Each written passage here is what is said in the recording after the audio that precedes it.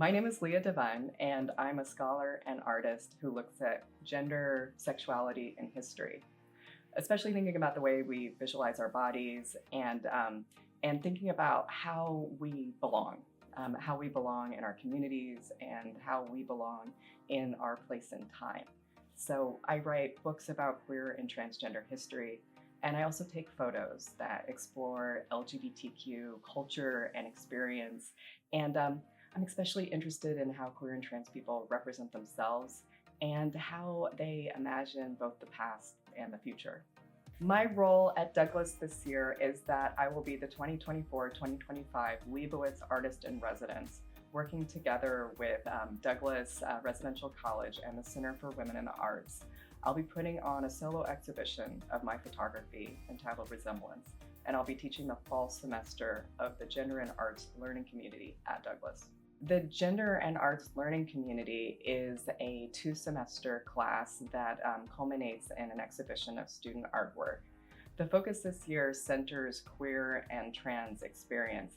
So we'll be looking at queer and trans artists and artworks, but just thinking kind of broadly about how artists use gender and photography to talk about themselves and their stories and their communities.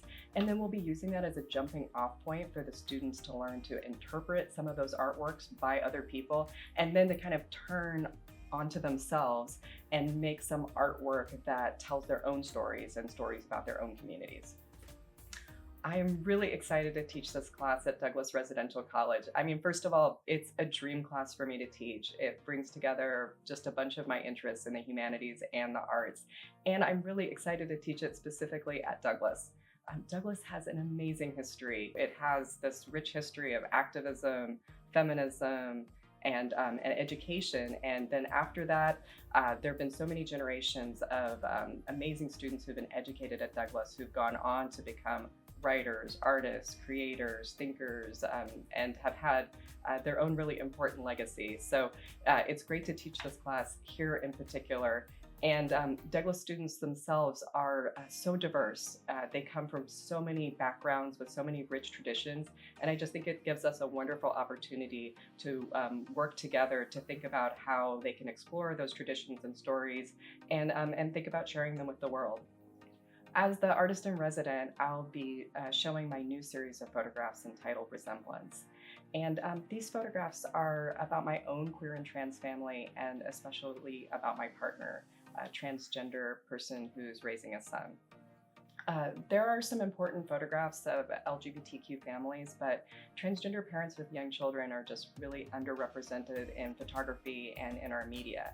And right now, legislation and anti-LGBTQ rhetoric across the country is attacking queer and trans people, and even limiting the ability of queer and trans people to talk about themselves and their experiences. So I wanted to take this opportunity to turn my camera onto my own family and show some of the very real people who are affected by these politics right now in the United States. I want this photo series in part to be inspirational for young queer and trans people.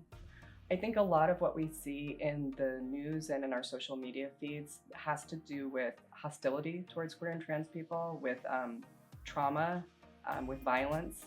And it's not that these aren't important stories to hear, and they're all true, but they do wear on us.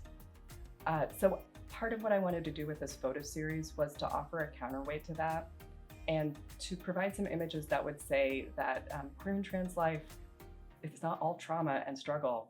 There can be safety and care there too, and love. And queer and trans kids can grow up, they can reach adulthood, and they can form whatever kind of families they want. So I want these images to be there to show queer and trans survival in the future.